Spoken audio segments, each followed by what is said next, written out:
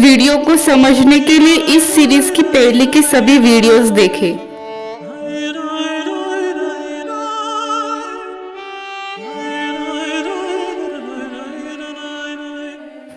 Supernatural King Dangun 2333 BC, first king and founder of Gojoseon Kingdom, Korea. यह डंगुन का old age का statue है जिसका चेहरा हूबहू जामशेद ईमा फर्स्ट मैन के चेहरे से हूबहू मेल खाता है। इस स्टैचू से हमें उनके थोड़ी कम उम्र का चेहरा मिलता है।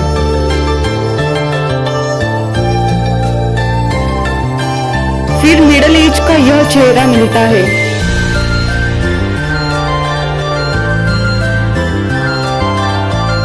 फिर डंगुन के यंग एज का यह चेहरा मिलता है।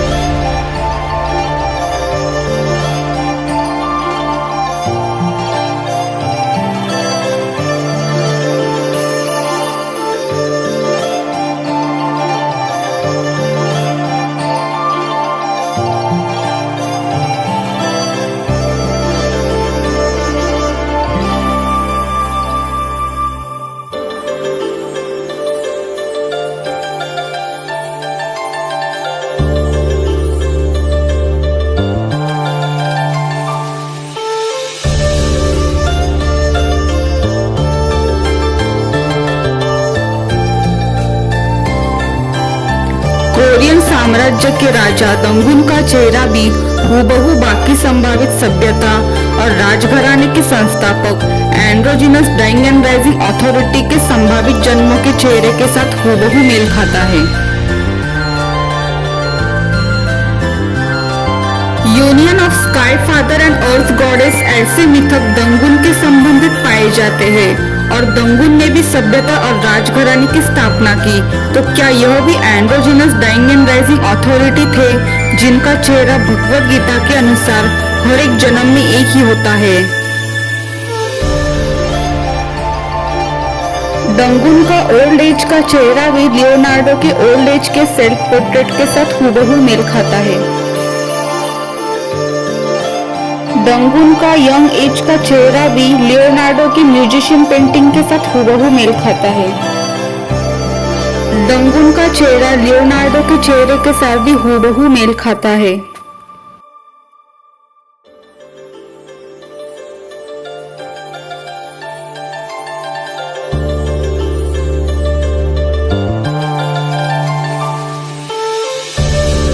दंगुन का यूथ एज का face Rama Indian dying and rising authority के चेहरे से हूबहू मेल खाता है।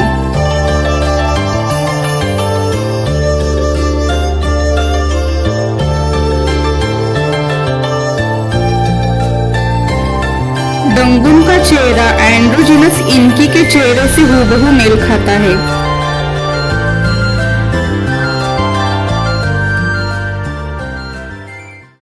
I'm Supernatural King Dangun. Rule in 2333 BC. First king and founder of Gojoseon Kingdom, Korea. फेरेदिन ने ड्रैगन अजीदहाका को हराया और न्याय के क्षेत्र को विकसित करने के लिए प्रसिद्ध है और उनका चेहरा भी androgynous dying and rising authority के संभावित जन्मों से मेल खाता है जिन्हें हमेशा न्याय के देवता के रूप में जाना गया।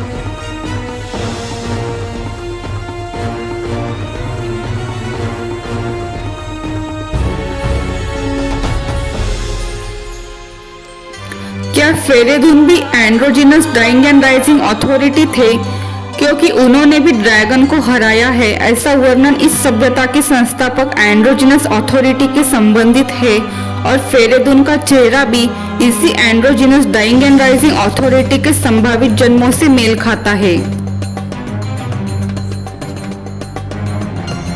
Dying and rising authority without change of body in every birth, Bhagavad Gita verse 4.6। Fereydun का चेहरा Antinous dying and rising authority से हूबहू मेल खाता है।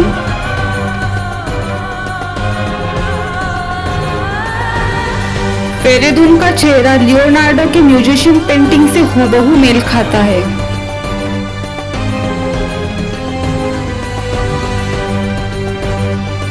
फेरेदून का चेहरा एंड्रोजिनस क्वैट्ज़लकोएटल से हूबहू मेल खाता है। फेरेदून का चेहरा लियोनार्डो के पेंटिंग से हूबहू मेल खाता है। फेरेदून का चेहरा भी पोसाइडन से हूबहू मेल खाता है।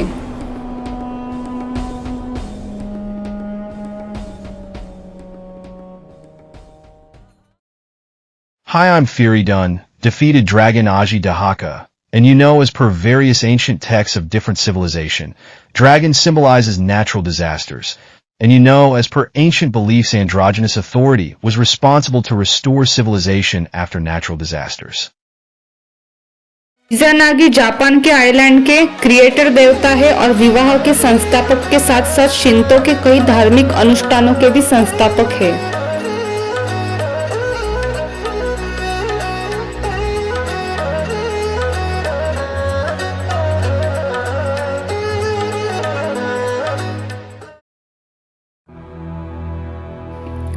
स्लैविक वेलेस देवता को भी इसी सभ्यता के संस्थापक अथॉरिटी के समान प्रोटेक्टर देवता माना गया है, जैसे कि इसके पहले पोसाइडन को हेलेनिक शहरों का प्रोटेक्टर माना गया है। वेलेस देवता का चेहरा भी इसी androgynous dying and rising authority के संभावित जन्मों से मेल खाता है। यह भी एक रहस्य है और इसी अथॉरिटी को हर एक सभ्यता में अलग अलग नामों से जाना गया है, जिसे इक्विवेलेंट देवता कहा जाता था, अर्थात एक ही अथॉरिटी का दूसरी सभ्यता में अलग नाम। प्राचीन रूसी पुस्तक कोलाइडा के अनुसार और ancient religion of sun book के पेज नंबर 100 के अनुसार वेलेस ने सभ्यता का ज्ञान सिखाया, जैसे कृषि ज्ञान, नेविगेशन और प्राचीन स्लाविक लोगों को पहला कैलेंडर प्रदान किया।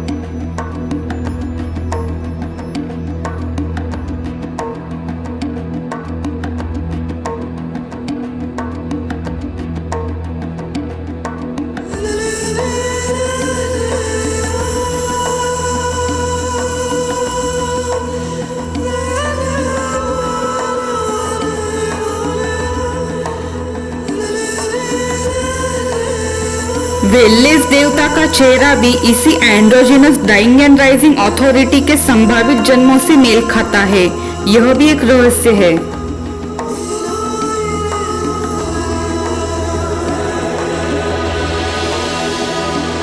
वेलेस का youth face Indian dying and rising authority lord Rama के साथ हूबहू मेल खाता है।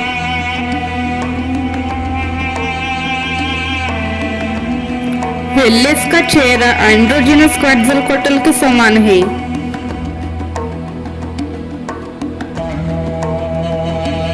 वेलेज का ओल्ड एज का चेहरा लियोनार्डो के ओल्ड एज सेल्फ पोर्ट्रेट के साथ और एंड्रोजिनस डायनिशियस के ओल्ड एज के चेहरे के साथ हूबहू मेल खाता है। वेलेज ने भी समान बंद मुंह के चिन्ह का स्टैचू वेलेज माउंटेन पर छोड़ा है। इसे वेलेज स्टैचू भी कहा गया है।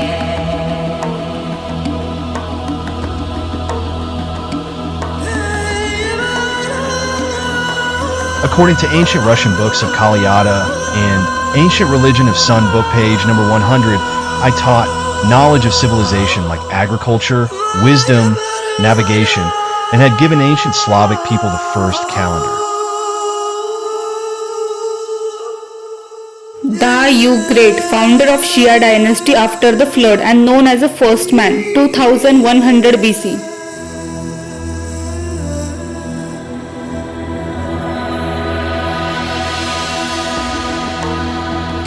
तो क्या द ग्रेट भी यही androgynous dying and rising authority थे, क्योंकि इन्हें भी फर्स्ट मैन कहा है और इन्होंने भी बाढ़ के बाद सभ्यता की पुनर्स्थापना की।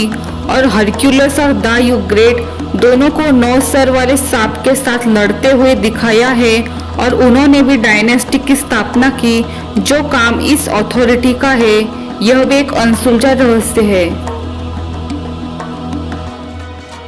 सुजानो जापानीज तूफान के देवता है।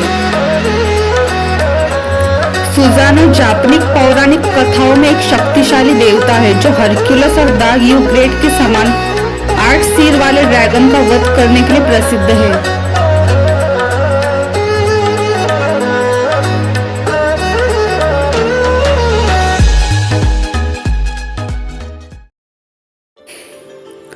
एंड्रोजिनस फंक्शी जिन्होंने 2000 ईसा पूर्व को सभ्यता का ज्ञान सिखाया और इन्हें भी फर्स्ट मैन संबोधित किया गया है। एंड्रोजिनस फंक्शी ने मछली पकड़ने का आविष्कार किया।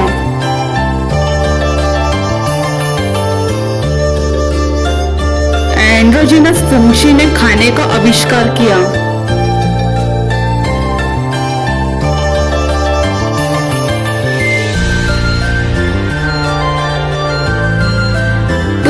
BC को फंक्शी आने के पहले चाइनीज लोगों को प्रिमिटिव स्टेज में वर्णन किया है। तो क्या तब फिर से प्राकृतिक आपदा में सभ्यता का पतन हो गया था, क्योंकि इस अथॉरिटी का काम है खोई हुई सभ्यता की पुनर्स्थापना करना। एंड्रोजिनस फंक्शी ने राइटिंग के कांजी सिस्टम का आविष्कार किया। एंड्रोजिनस फंक्शी क्या सभ्यता के निर्माता androgynous dying and rising authority थे, क्योंकि उन्हें भी फर्स्ट मैन संबोधित किया है और उनकी पत्नी मदर गॉडेस एंड्रोजिनस नुआ है। फंक्शी को सर्प के प्रतीक के रूप में हमेशा चित्रित किया जाता है। ब्रह्मा कुमारी के मान्यता के अनुसार परमात्मा शिव 84 जन्मों के सृष्टि चक्र को androgynous dying and rising authority के माध्यम से बनाए रखते हैं। इसी प्रकार प्राचीन चीनी चित्रों में फंक्शी को सृष्टि चक्र का संचालन करते हुए प्रतीकात्मक रूप से दर्शाया गया है।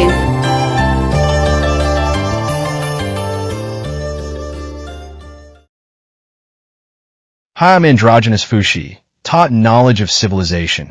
Chinese people called me first man, husband of androgynous mother goddess Nuwa. कैडेमस जो कि एक आधिकारिक देवता थे, उन्होंने ड्रैगन को मारा और उन्हें थेब्स का संस्थापक माना जाता है। प्राचीन मान्यता के अनुसार ड्रैगन से युद्ध करना अर्थात प्राकृतिक आपदा के बाद बाढ़ के बाद सभ्यता को फिर से पुनर्स्थापित करना, इसका जिक्र प्राचीन स्लाविक और नॉर्स पुस्तकों में मिलता है।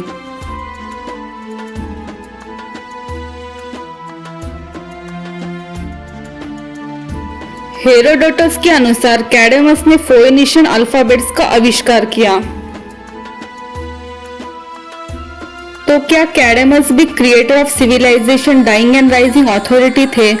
उन्हें भी ड्रैगन से लड़ते हुए चिन्हांकित किया है और उन्होंने भी लैंग्वेज और कई सारे आविष्कार किए और थेब्स की स्थापना की।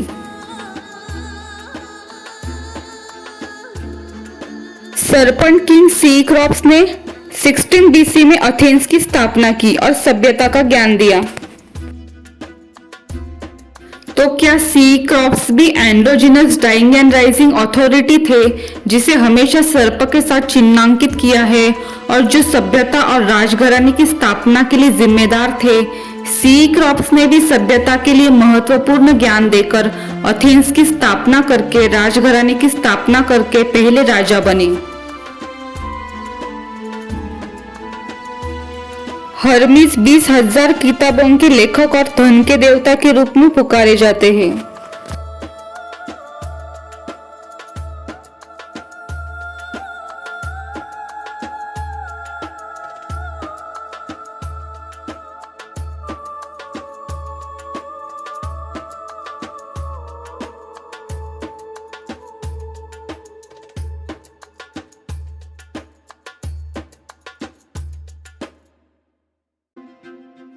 हर्मीस का एक बहुत लंबा इतिहास है, जो माइसिनियन सभ्यता के लिनियर बिट टैबलेट में उल्लेखित है, जो 15वीं से 13वीं शताब्दी ईसा पूर्व के बीच हर्मीस बहुत प्रसिद्ध हुए थे।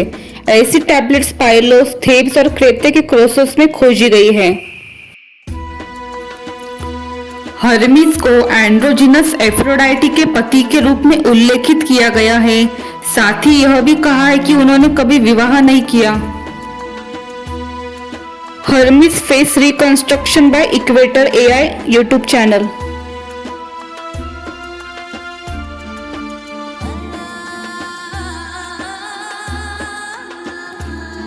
लायन बास्टेट प्रतीक को 1800 से 1500 ईसा पूर्व में कैट बास्टेट में परिवर्तित किया गया।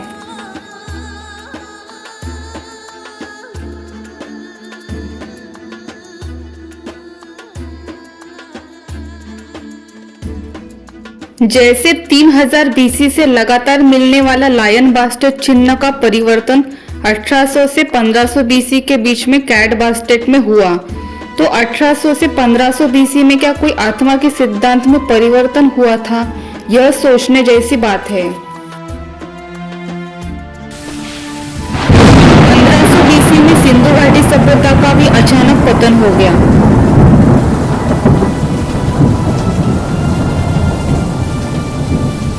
और हर्मीस को भी दैत्य of wealth, कॉन्सॉर्ट of androgynous Aphrodite बताया है।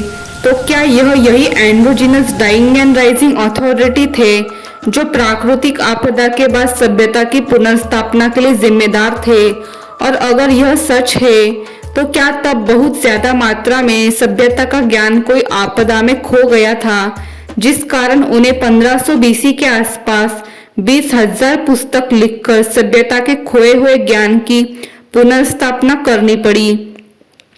और इस समय काल में हर्मीस को कुछ मान्यता के अनुसार अनमैरिड बताया गया है, तो एफ्रोडाइटी उनकी पत्नी क्या पिछले जन्म में थी? यह भी एक रहस्य है।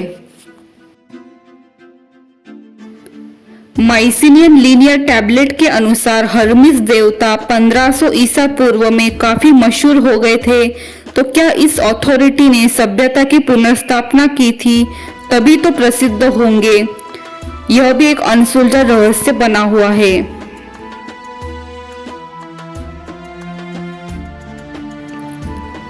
ग्रीक हर्मीस देवता की पत्नी एंड्रोजिनस एफ्रोडाइटी है, पर 1500 BC में माइसिनियन लीनियर टैबलेट पर उनका जिक्र है।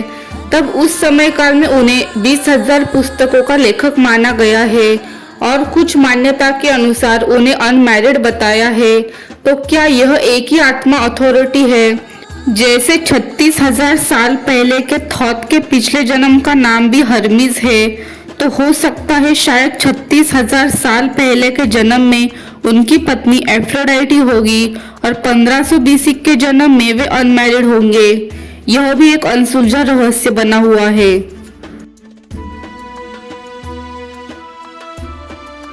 हड़प्पा संस्कृति में भी हमें इस अथॉरिटी के संबंधित कई सारी एलियन फर्टिलिटी की मूर्तियां मिलती है।